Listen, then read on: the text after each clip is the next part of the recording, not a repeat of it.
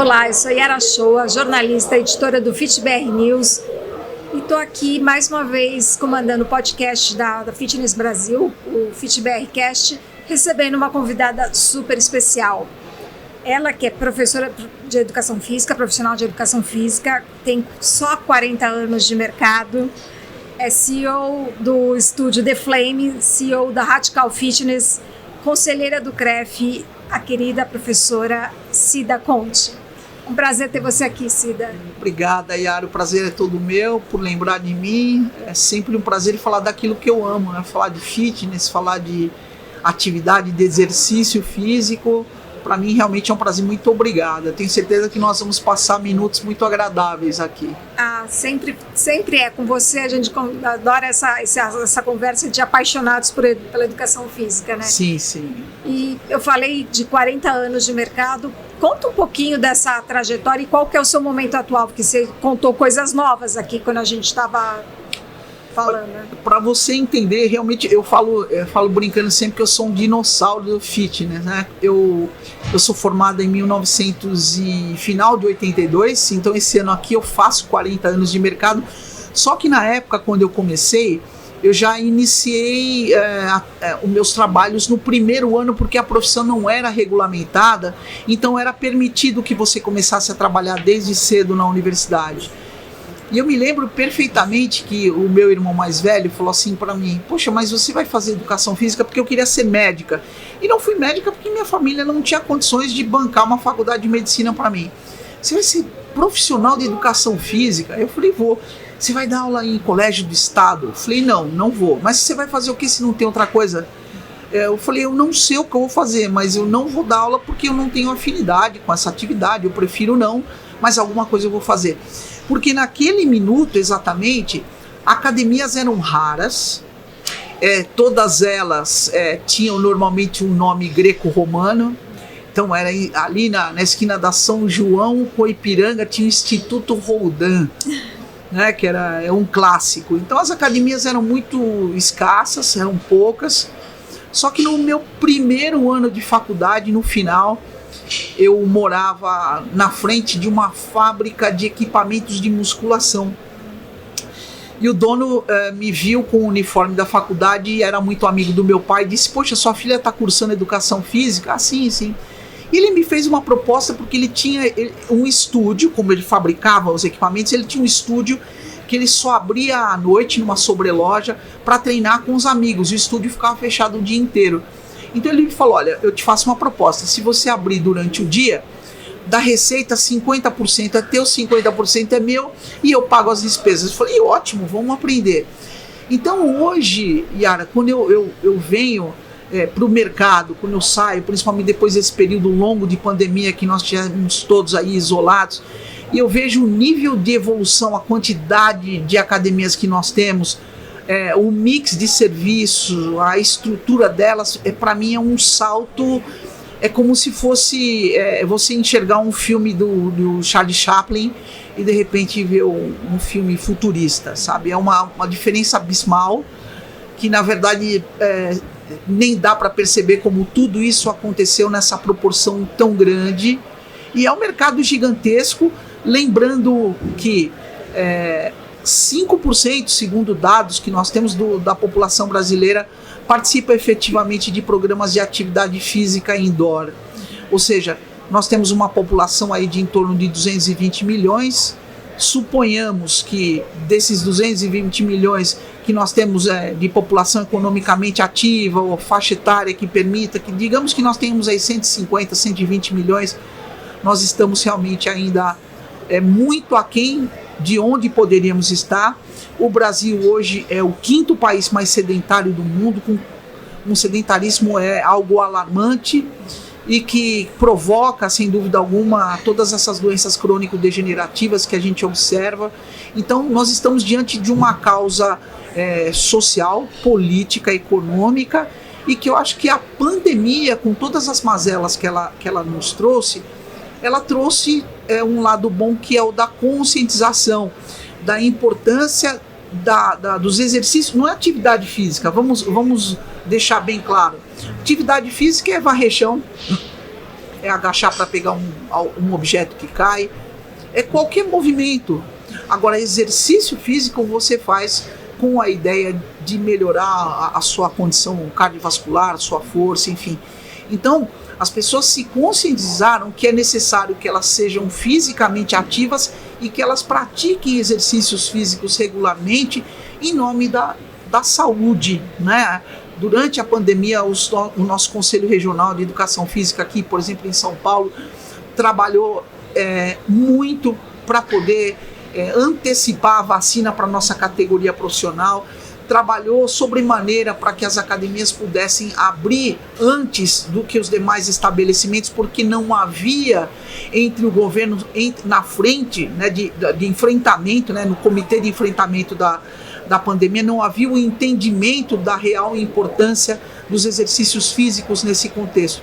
Eu acho que nós saímos vitoriosos e todo esse aprendizado, com certeza, ele vai nos ajudar para construir um futuro muito breve e muito melhor em que nós tenhamos uma população muito mais ativa. Qual você aponta que seja a principal diferença de quando você se formou para hoje no mercado? A profissionalização? Você acha que ainda falta muito o mercado se profissionalizar? Eu acho que aí essa resposta ela é bastante ampla, né, porque é multifatorial. Então, desde uma profissão regulamentada, que hoje o Brasil é um mercado que basicamente, exclusivamente tem essa condição fantástica de todo profissional que atua em academias, ele é um profissional de educação física. Se ele não é um profissional de educação física, ele é um provisionado, ou seja, uma pessoa que recebe instruções direcionadas para que ele possa atuar numa determinada área específica. Isso é uma mudança radical, e agora a nossa profissão foi regulamentada mais uma vez, já havia sido, né, no ano de 1998, e agora foi regulamentada, a lei foi sancionada, então nós temos a única profissão regulamentada 2 vezes. E isso é muito bom, porque isso é um compromisso de qualidade que nós assumimos, com que a educação física assume com a sociedade brasileira, não é? A garantia de você se exercitar com um especialista. Essa é uma diferença muito especial.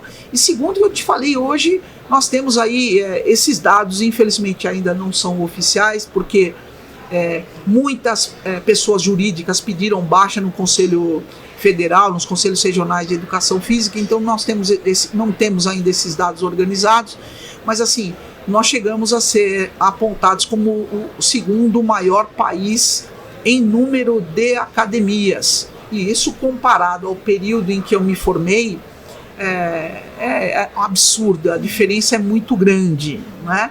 E a própria estruturação, a proposta das academias. Hoje, quando você vê um grupo, como o grupo Biorritmo, por exemplo, abrir um IPO, que você percebe que o mercado hoje está sendo gerenciado com maior competência administrativa, isso é muito animador, porque para mim isso é um grande indicador do que está por vir, né? De que nós temos aí uma promessa muito grande de um crescimento de academias, de formatos, propostas diferentes para todos os bolsos e gostos. Isso é muito animador em se pensando em saúde e bem-estar coletivo. Eu queria direcionar agora a conversa um pouco para falar de propósito, né? Por que você faz o que você faz? Olha, eu comecei a nossa conversa falando para você que eu queria ser médica. E hoje em dia eu acho que eu sou médica. A grande diferença é que o médico ele trabalha muito mais no terapêutico, enquanto nós trabalhamos mais no profilático, né? Na prevenção de doenças, enfim. E tem uma coisa que me encanta muito, né? Eu comecei como professora de musculação, só que eu sou filha de músico. Meu pai era percussionista e eu cantava desde pequena. E cantar sempre me fez muito alegre, muito feliz. A música é algo que faz parte da minha educação de formação, minha, dos meus irmãos. E quando eu me vi nos anos 80, diante da possibilidade de utilizar música como fator motivacional para as pessoas se exercitarem, aquilo me trouxe um encantamento muito grande. Então foi exatamente através das atividades coletivas que eu consegui exercer amor. Então, e à medida que o tempo passa e que você percebe a importância que o amor tem na atividade física, porque, puxa, muito fala-se hoje em fidelização. Eu não gosto nem da palavra retenção, porque parece que você está segurando, sabe? Alguém, não vai. Eu gosto da fidelização, para mim me agrada mais a palavra. Então, quando você para pensar que através do afeto, das conexões sociais, afetivas, psicológicas, você consegue manter a pessoa firme no propósito de fazer atividade física, isso me traz um encantamento, isso me traz sentido como um ser humano, como um profissional. Poder ser esse agente, esse vetor, que através do afeto que é distribuído nas atividades coletivas, eu poder proporcionar esse bem aos outros. Toca a vida das pessoas e muda a vida das pessoas, né? Mudar. Olha, eu ouvi inúmeras vezes essa frase que é deliciosa: você mudou a minha vida. Isso, quando essa mudança é positiva, quando você pega, por exemplo, pessoas que estão sem algum preconceito ou juízo de valor com relação a sobrepeso ou não, mas abordando do ponto de vista saúde e bem-estar, quando você vê que uma pessoa perdeu 10, 15, 20 quilos, que a autoestima melhorou, que o amor próprio melhorou, que todos os indicadores de saúde são positivos, a pessoa tem saúde, não tem preço para isso. Então esse é o meu propósito e que me faz continuar e me apaixonar por educação física cada dia mais, atuando em áreas diversas, em diversas frentes, à medida que eu amadureço. Já não sou mais aquela menininha que sobe num palco e dá pirueta, porque a idade já não permite mais, e os meus desafios também continuam aqui dentro de mim, eu sempre buscando alguma coisa diferente que eu possa acrescentar no mercado. Então hoje, através de uma porta ou de outra, eu continuo aí na minha missão bravamente, graças a Deus. Muito legal, e vou dividir rapidamente a minha experiência pessoal sobre transformação. Hoje, exatamente hoje, fazem 17 anos que eu comecei a correr. Eu lembro do primeiro treino, né, e nunca mais eu parei, né, mas foi pelas mãos de um profissional de educação física que eu gostei de uma atividade, realmente continuei e transformou minha vida pessoal, até profissional, porque comecei mais para a área de saúde, esporte, bem-estar, e eu só tenho a agradecer. Eu acho que sempre é importante você encontrar uma atividade que faça o seu olho brilhar e continuar nela, né? E eu acho que, eu não sei se esses dados são do vosso conhecimento, mas no ano passado, o retrasado, me foge um pouco a data, o CBO, que é a Classificação Brasileira de Ocupações, ela classificou em definitivo o profissional de educação física como profissional da saúde. E isso nos trouxe uma responsabilidade, não só o direito, mas nos trouxe a responsabilidade do mérito, né? E isso é uma mudança muito importante, que todos nós, sejamos gestores, coordenadores, profissionais da área técnica, nós precisamos começar a enxergar a atividade física sob um prisma diferente.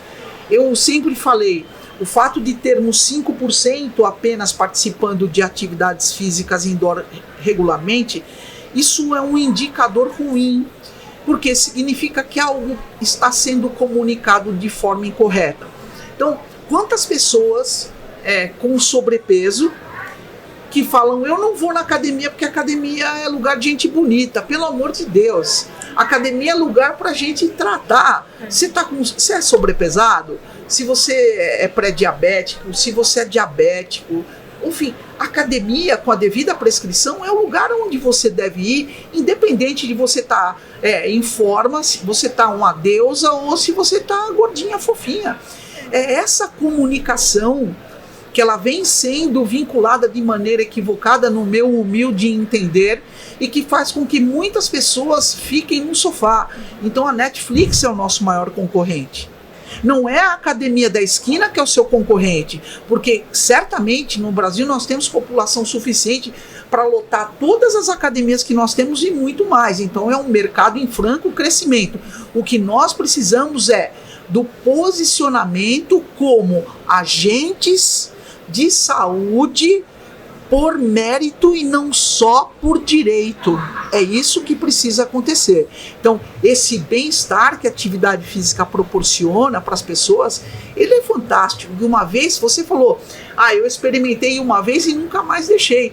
Porque a gente dorme melhor, a gente vive melhor, os nossos indicadores de saúde são sempre, os nossos marcadores são sempre melhores, colesterol, triglicérides, pressão, é tudo equilibrado, então isso não tem preço, a saúde não tem preço. Fora o benefício emocional, né? Porque eu fui de sedentária a maratonista, então esse benefício, essa conquista, é sine qua non, né? É fundamental para a gente viver melhor. É uma situação ímpar, é muito gostosa, e é essa mensagem que eu como conselheira do CREF, essa nossa luta agora é de fazer com que o profissional de educação física ele se entenda como um profissional da saúde, que ele possa atuar satisfatoriamente nesse setor, levando para as pessoas não é só o treinamento, é o treinamento e todas as consequências inerentes dele, né? Para você, quais são os principais desafios do mercado nesse momento? Olha, nesse momento especificamente a gente está, para variar, num momento de transição sociopolítica e econômica, né? É um ano muito difícil, eu estava comentando isso agora mesmo com alguns companheiros.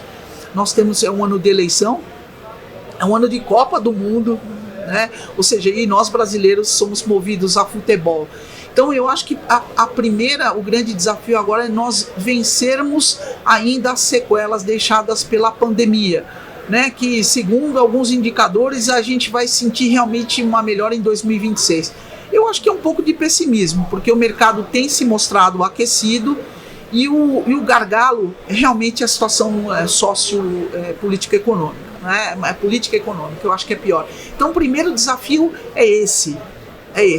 E o segundo, eu acho que é o desafio de proporcionar às pessoas o encantamento que a atividade física deve proporcionar. Hoje, no mundo corporativo, fala-se muito de experiência do cliente, né? Essa palavra aí é uma palavra bastante usada. E eu acho que a atividade física ela tem que proporcionar essas experiências mais positivas, é aquela história de você terminar uma aula e falar assim, poxa, quando tem a outra, eu quero voltar. E aí o mercado vem trabalhando, né, bastante, propondo, por exemplo, eu estou envolvida diretamente com o lançamento de um microgym, que é o estúdio The Flame, que é um estúdio pautado em remos, em esteira e em treinamento de força, com uma iluminação diferenciada, com monitoramento de frequência cardíaca, porque onde não existem números não existe gestão. Então nós precisamos entregar melhores resultados para aquele que faz atividade física, falar assim, olha, você chegou aqui, agora você está aqui, você deve treinar em tal nível de intensidade e causar esse encantamento. Eu trabalho com música, como eu falei agora há pouco, eu adoro, acho que a música é um grande tempero para tudo na vida, né? Então que os estúdios possam oferecer experiências diferentes, com muita música boa, com muita motivação, com muita iluminação e com muita tecnologia. Eu acho que esses são os desafios principais. Agora eu vou fazer uma pergunta que é bastante ampla, mas você pode responder pelo lado racional e pelo lado emocional. O que é educação física para você? Olha, de verdade, eu acho que eu vou responder inicialmente pelo lado emocional. Eu acho que é o exercício do amor através do movimento, né? Eu não gosto muito de tecnicismo, sabe? Acho que as pessoas falam muito hoje em dia de ciência, de estudo. Vão pesquisar o envolvimento da rebimboca da parafuseta num agachamento. Eu acho isso muito bacana porque isso só nos dá a garantia de segurança, de prescrição de exercício correta, mas eu acho que o que está faltando mesmo, sobretudo num país como o nosso, um país pobre, o Brasil é um país pobre, não esqueçamos disso, que existem colégios do Estado que às vezes deixam de dar aula de educação física para suas crianças por falta de uma bola, por falta de recursos. Isso nós não podemos deixar do lado. Então, para mim, educação física, do ponto de vista afetivo, é você exercer o amor através do movimento. Tá? E do ponto de vista mais técnico, mais conceitual, educação física para mim é o caminho da saúde, é o caminho do bem-estar, é o caminho do viver bem, né? Principalmente num mundo tão tecnológico. Eu lembro muito bem que uma vez eu li um estudo que falava a respeito de quantas calorias a menos nós gastávamos em uma semana pelo simples fato de abrirmos o nosso carro, a janela do carro com um botão e não mais com uma manivela. Então essa tecnologia de trocar o canal de televisão com um controle remoto e não mais levantando, como fazíamos antigamente, tudo isso trouxe o ser humano para uma condição de muito sedentarismo. E as doenças hipocinéticas, ou seja, as que acontecem por falta de movimento, elas são realmente as que mais fazem com que os governos invistam, infelizmente gastem, não é investir, gastem dinheiro com doença e não com saúde, né? Então isso para mim é educação física, através do movimento promover a saúde, o bem-estar e a qualidade de vida. Para a gente encerrar, né, um papo super gostoso, e se deixar a gente ficar aqui horas, né? Sem dúvida. Eu também sou apaixonada pela educação física, embora não seja profissional da educação física, mas trabalho com atividade física, com exercício há bastante tempo. Deixa a sua mensagem final, as suas considerações e...